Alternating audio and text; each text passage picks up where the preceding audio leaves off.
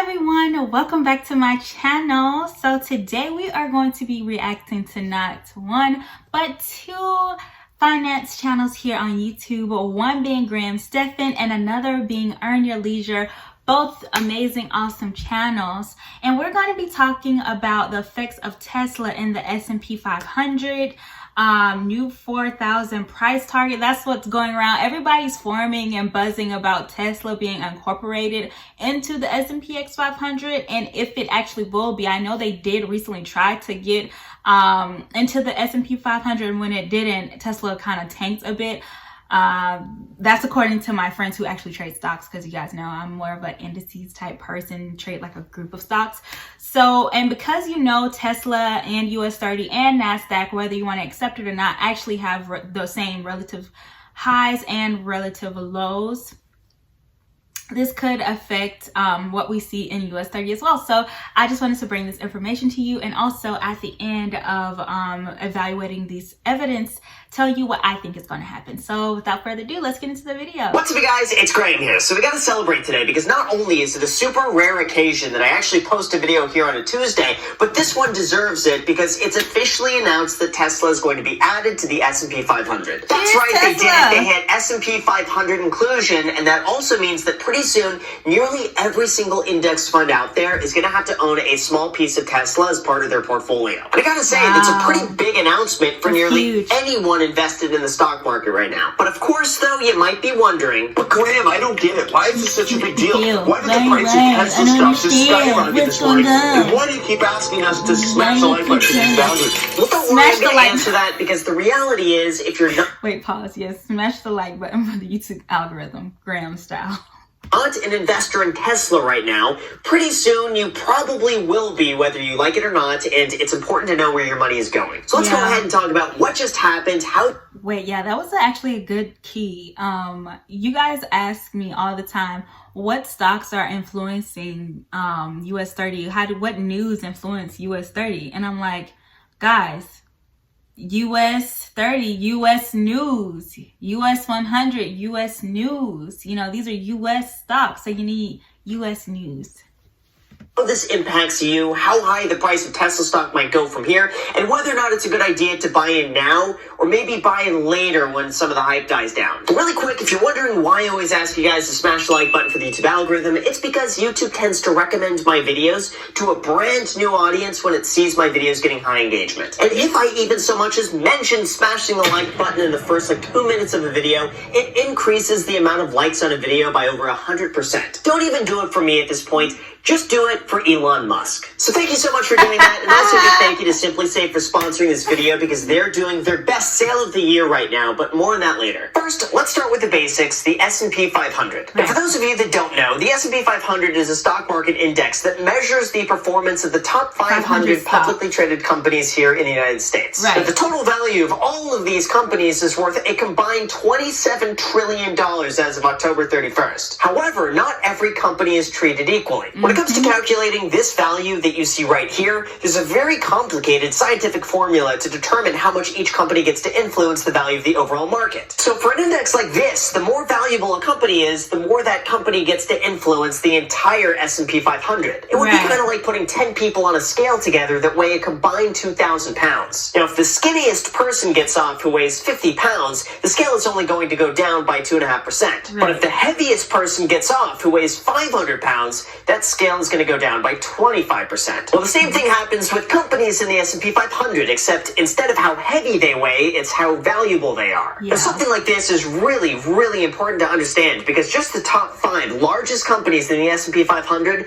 make up 20% of its overall value. Now, those companies are, in order, Apple, Microsoft, Amazon, Facebook, and Google. Then the other 495 companies make up the remaining 80% of value. That means for every $100 you invest in the S&P 500, what you're actually buying is $6.45 worth of Apple stock, you're buying $5.50 worth of Microsoft, and $4.48 worth of Amazon, whether you realize it or not. But this is a really big deal, because guess what? Tesla is worth over $380 billion. And that means that now they're going to be the 9th largest company in the S&P 500. They're also going to be the largest company ever added to the index. Wow. And just let that sink in for a moment, because here's how big of a deal that is. So me personally, I think that this kind of reminds me of like the mean bell curve, you guys remember. So it's taking like the largest, most important of the companies and putting that, you know, that's how the index is weighing all of these companies that we are investing in. It's not that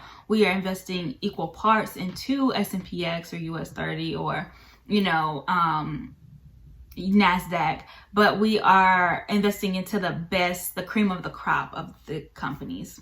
And this is where some of the math behind it gets crazy. Right now, there's over $11.2 trillion invested in the S&P 500, and almost half of that, at $4.6 trillion, is in index funds that include the S&P 500. The way these index funds work is that they own a small portion of funds that...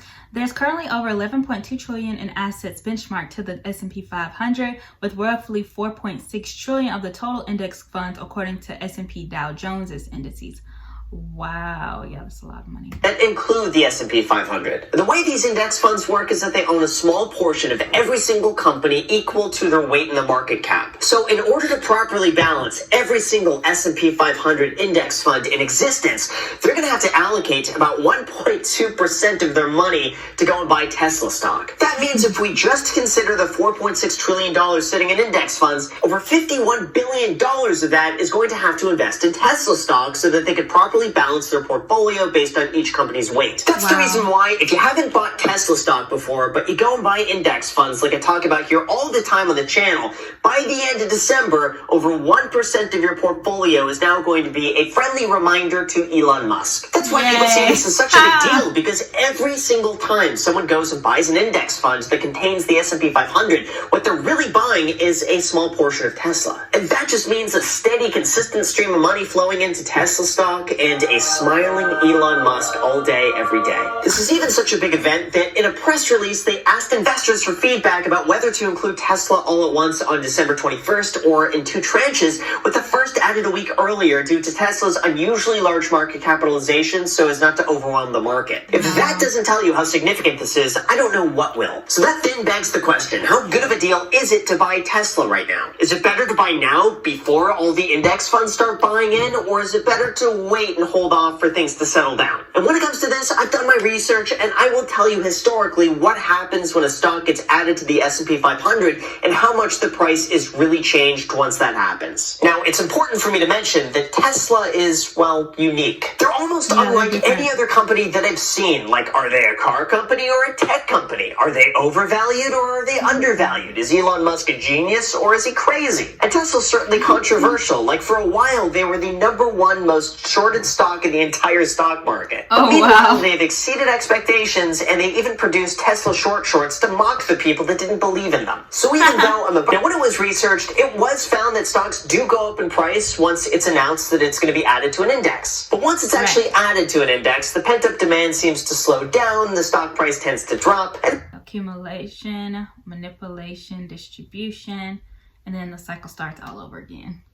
And then it returns to a new normal. This is also confirmed by a study published in the 1990s, which found that the announcement and inclusion of the stock in the S&P 500 did have a measurable effect on the price, but short-term. Long-term, however, it was found that adding a stock to an index had no permanent effect on the price. Oh no, I'm always very wary of like news reports that say all-time highs or all-time lows. I don't know, those always tickle me. Because usually when that happens, the last like leg of people who are trying to buy in or short down are usually those are usually the people that's there. So because essentially like smart money has already priced in what they thought would happen. They are already in this position and moving on with the current. So we shall see. It's up past $500 rather quickly and then just continues to go up year after year. I also wouldn't be surprised if this gets some negative press and then almost overnight drops 20%. So we'd have to analyze a Tesla chart together at the end of the video. So let's look at, thank you Graham, Stefan, I really appreciate you. Let's check out Earn Your Leisure, what they have to say about the whole Tesla thing. Oh, actually no, their video was shorter.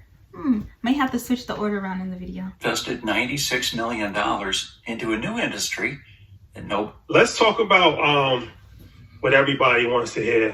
First of all, I love Earn Your Leisure. I love Earn Your Leisure. I don't think anybody on this planet has anything bad to say about them, because they're always giving amazing motivational content. I think someone said that the other day they felt unmotivated, uninspired, but they give so many ways how to invest. They constantly have, I think, a financial analyst on their channel talking about the markets and their predictions and things of that nature. Market Mondays, they call it, right behind them. So yeah, without further ado, let's get into this part of the reaction. Tesla joined the S&P 500. We got that news at around 6 o'clock tonight. And, I got the alert on my phone and I'm like, oh man, this is crazy, because it had been speculation that Tesla was joining the S&P 500 for months. They got deaded, man. Yeah. Right. Yeah, that's what I was saying earlier, that everybody was so happy and excited, but then it didn't happen. Then you saw like a sharp reprice lower. Then it happened, so coincidentally. Smoke. I swear the news is just a smoke screen so they can do whatever they want to do. And everybody won't be like, oh, wow, who is all these people with all this money, Yeah, it was like when Ripple was supposed to join Coinbase. I still have nightmares. I still have nightmares about that. If you're in crypto, you know what I'm talking about. Yeah, I've never traded crypto, guys. So first, I'll just explain why the S&P 500 Can anybody comment below, like, what happened with the whole crypto thing? Because I get so many messages, like either it's about bad times with IML or like experiences with crypto. What happened with crypto? Like, what is there, like some type of boom I don't know about? Can somebody comment below? I've only been in the industry for like a year and some change now, so bear with me, okay? Like, what happened with crypto? What happened?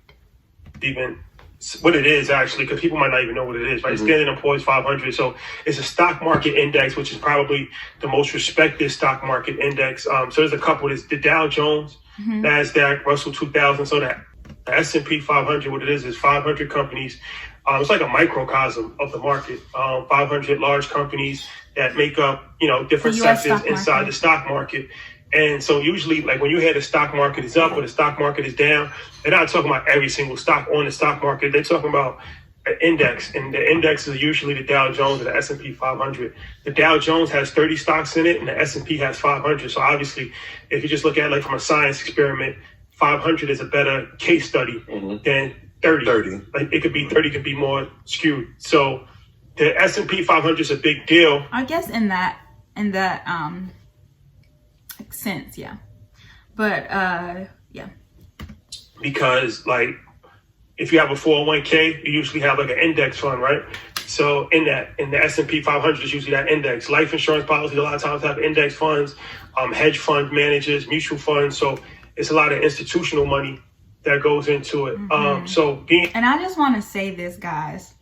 So there was this company who approached me and they were like, yeah, I can put your money in a mutual fund and you can get a 40% return on your investment over the course when by the time in 20 years. I know traders who can do 20% a year. I know traders who can do 20% a month, let alone 40% in 20 years. So do you see like how sometimes these companies are getting interest rate free loans from us within their business models? So I just wanted to throw that out there. But yes, totally agreeing with what he's saying. In that Tesla, somebody has to get kicked off. Yeah, that's the part that people got to realize. It's only 500 companies. And maybe two companies got kicked off because Tesla is, their valuation is so high. They're coming in at like almost 400 billion. The largest ever. So they may have to be broken into separate pieces. Nobody knows yet, but that could be a possibility. Yeah, that's what I'm saying. Two companies got to go. Yeah, so pension fund, 401k. So now it just gives more exposure to Tesla as a company. And of course, we've talked about Tesla till we was blue in the face. So it's no, obviously we are partial to the company. We like the company. Yeah. But there's other ways to. First, let me just say this. I've never traded Tesla, but I have traded SPX500. So this is exciting for me. And as you guys know, I am a US30. Like my niche keyword is US30. But as I've been telling you guys in these recent videos, I have been playing around a lot more with SPX500. So Throwing it out there. Everybody can have their own opinion on it. Stock market, the Dow Jones right now is at 29,950. It's 14 points from its all-time high. The S&P is 19 points from its all-time high. NASDAQ is 184 points from its all-time high. So the stock market is pretty much at an all-time high right now. And we're in the middle of a global pandemic that's not over yet. And there's so much uncertainty with the still in a dollar. global recession. So, I mean, it's pretty much common sense that we're going to have a pullback, right? You don't have to be a rocket scientist to figure that out. So it might not be, let me just say that, it might not be the best time to put money into the stock market right now, because it's going to pull back soon, probably. It's common sense, right? We can look so at let's just put that out there. But of course, you can do whatever you want. Tesla's not a high unless you're stupid.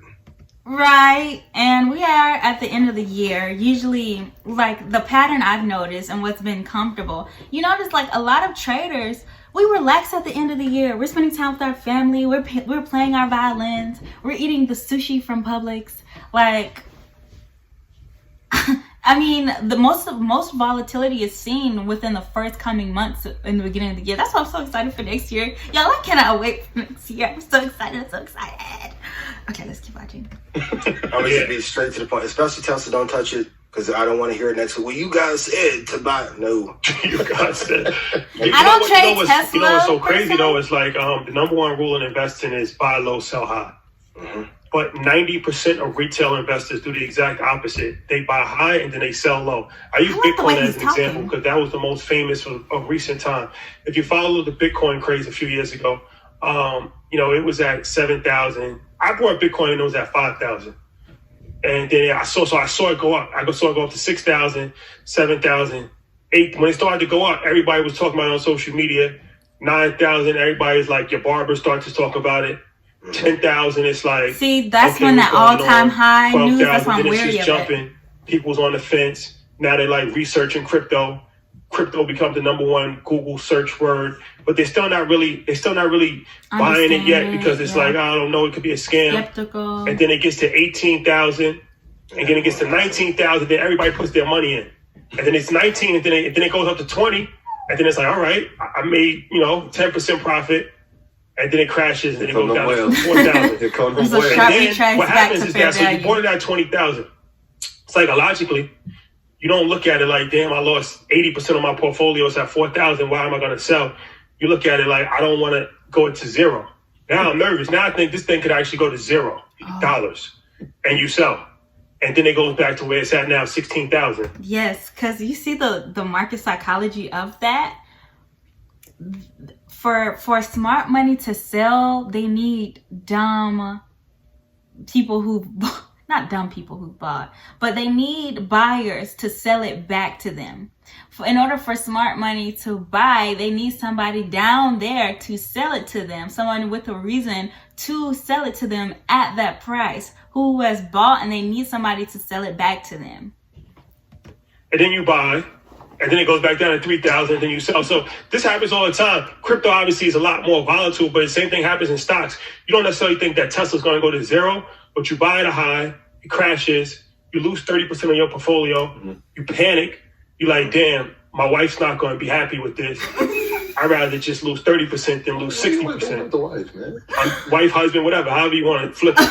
But psychologically, that's extremely important to keep in mind. Like, do not buy high and sell low.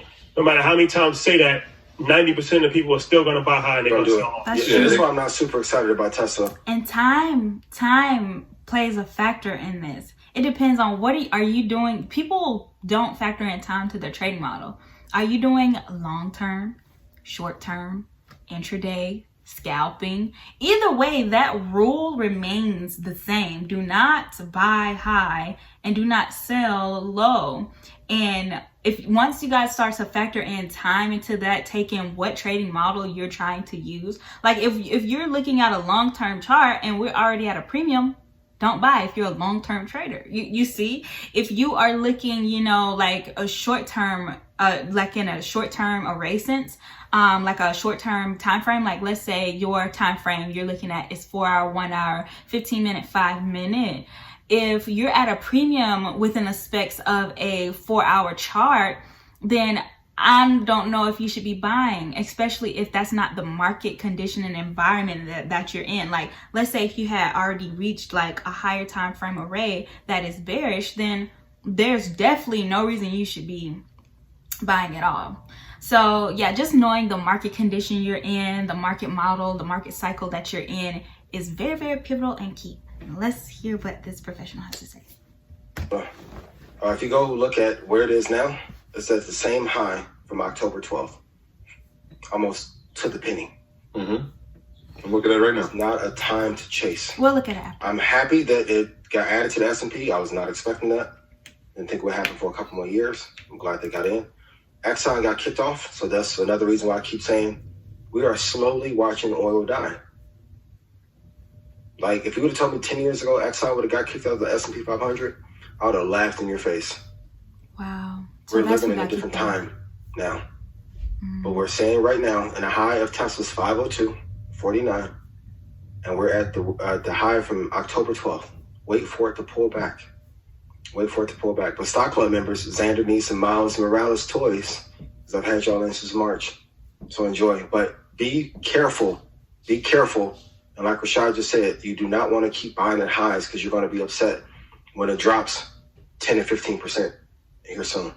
Yeah, and people are going to look at it. They're going to look at the after hours. They're going to say, yo, it's up $54 tomorrow morning, 9:30, and I'm in. So this is just a fair warning. Just be careful. Just be careful. But I still think that Tesla's a good company. Yeah, and that's what I said. And if you don't want to have just a singular position, we've mentioned ARK 1,000 times. Like, ARK is a fund that, you know, it's one of its major allocations is Tesla, whether it's ARK or ARKW. I'm still a little tight with ARKW. They haven't extended their chain yet, but that's neither here nor there. But yeah, you can just go into the ETF. You know what I'm saying? So anybody who's in there already, tomorrow should look pretty decent. But you don't want to buy anything at a high. Nobody at a high. And somebody said dollar cost. No matter dollar the cost market average is definitely a great way to asset invest. class. Definitely a great way to invest. And anybody that's not familiar with dollar cost averaging, that's when you're putting the same amount of money in on, like, let's say a monthly basis or a weekly basis. So in that case scenario, then it doesn't really make that much of a difference because you're going to buy high, you're going to buy low. It's like your 401k. You put money in over the course of time, it averages itself out. So if that's your approach, and that should definitely be everybody's approach, to put money in on a consistent basis, that's definitely a good way to go about it. I was just talking when people do like lump sums. Like, you just have like $10,000 left and you think it's like Vegas. The problem is that people treat stock market like gambling because it's synonymous, especially option trading. It could be synonymous with gambling. The difference is that I always say gambling is a game of chance.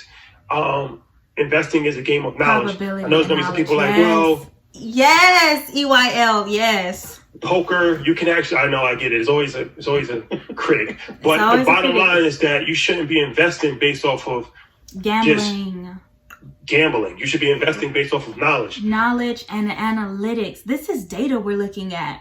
Like, I guess for poker, I've never played poker, but what I get from it, there's not a summation of analytics and data that you can go and look at that's readily available that you can analyze to make your decision, right? Correct me if I'm wrong. You know, poker players, if you play poker, correct me if I'm wrong.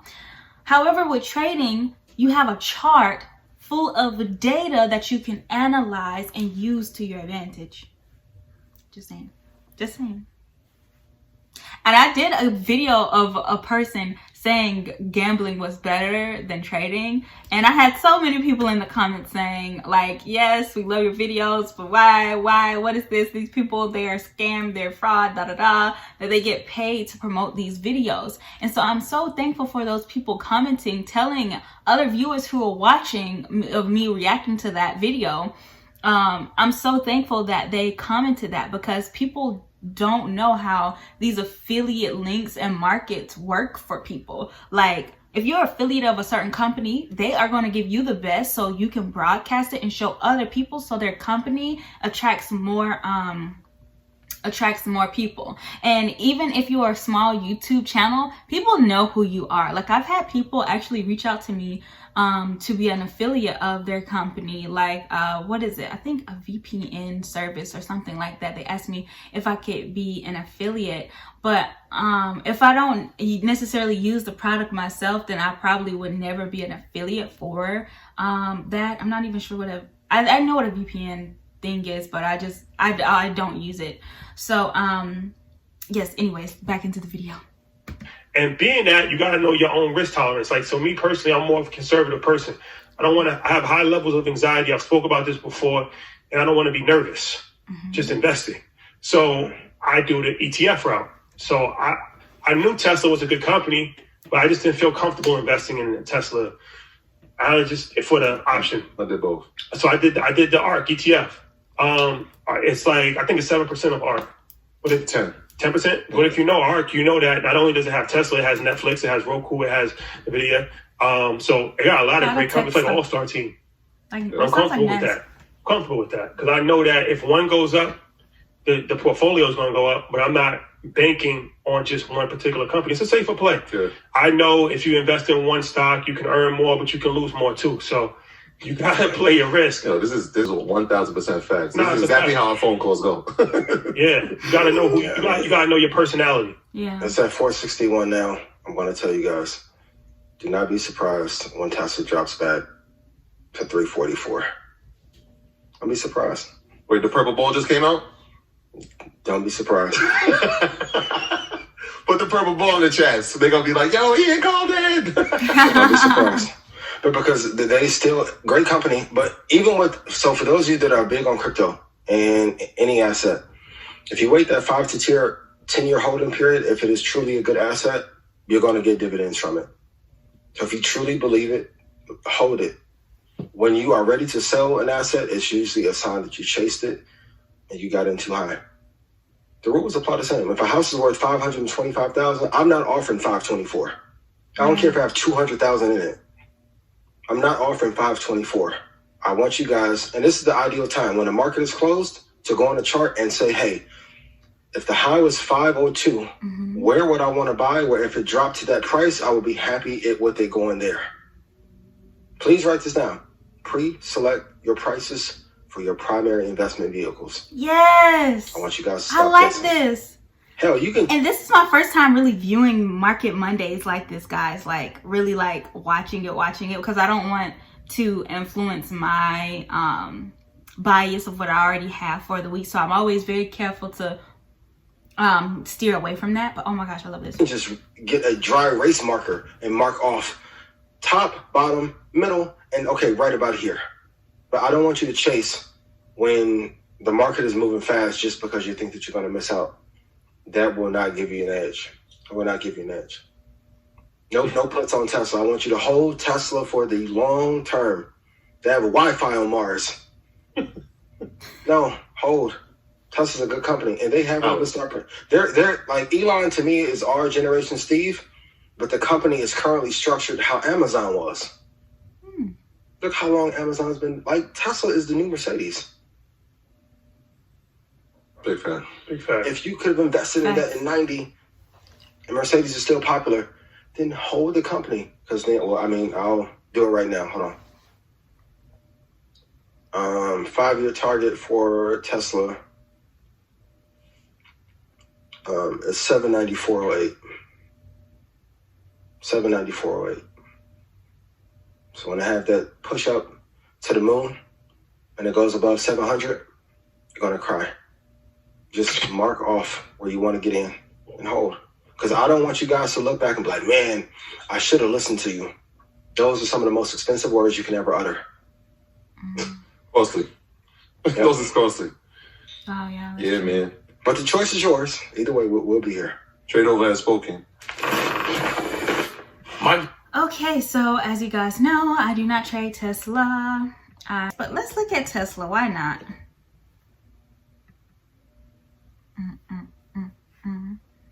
Dun, dun, dun, dun, dun. Ooh, it's ugly. Yeah, she's not a pretty girl. She's not the prettiest girl in the room. Wow, this is cute. Okay. So I'm gonna assume the way I would mark this up is the way I'd mark anything up. The last 3, 1, 2, 3. So I'm just about to go in and define the range right now. That's all.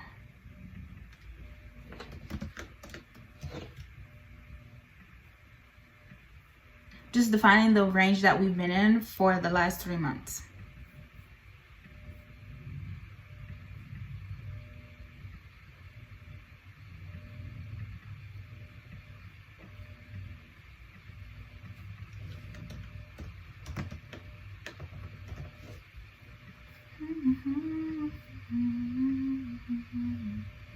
Ew.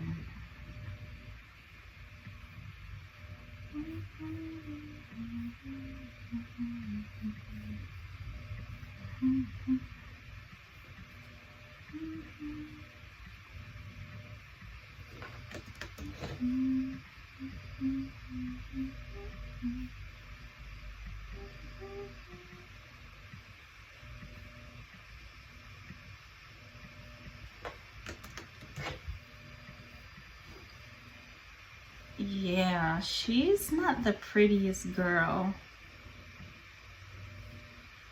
She's actually not the prettiest in the room.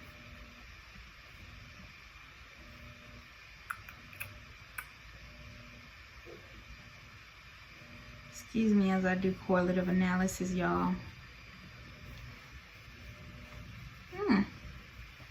Tesla's starting to have such a cute relationship with the Dow Jones. I mean the stock indexes.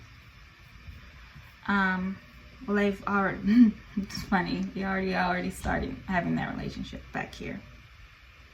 I swear all of this stuff is premeditated. It really is. Way before we even found out, they already knew. Oh, but yes, this is a hot mess. But there's nothing in here that looks promising.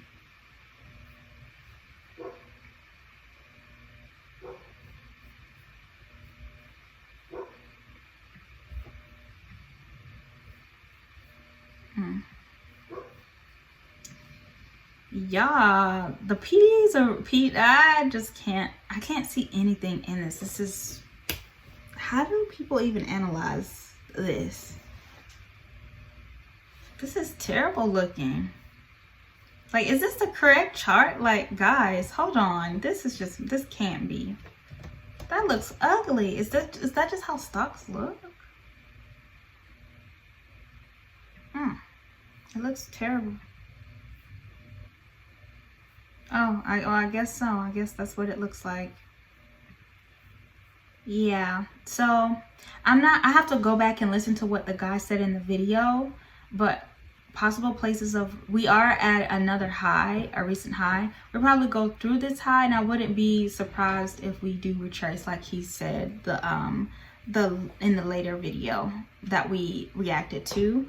I don't really usually trade stocks, but these would be the places that I'd be willing or looking to buy, where I think it would be nice to buy. The discount areas that I would say, oh, those will be places that are nice to buy. But right now we did just touch a premium array. We are at an old high. And usually what happens is that we touch old highs or get to a fair value place near an old high, and then we completely shoot down in reverse. So yeah, we shall see. I'm not really familiar with Tesla, but because I have been dabbling around in SPX500, I thought this was interesting. And I know a lot of you guys, when I dabble in something, sometimes you guys like to dabble in it as well. I'm not assuming everybody's like me, but maybe you guys had the same idea I had with SPX500. So, and Dow Jones. But yeah, I hope you guys enjoyed this video, and comment down below what you would like to see that does not have to do with my favorite YouTube channel, because I'm not allowed to talk about, reteach any of his free content, old content, none of that. So yeah, comment below what you like to see, and I will talk to you guys later. Bye. And also, there will be a playlist down below that you can use to figure out and see how I trade. Okay, bye guys.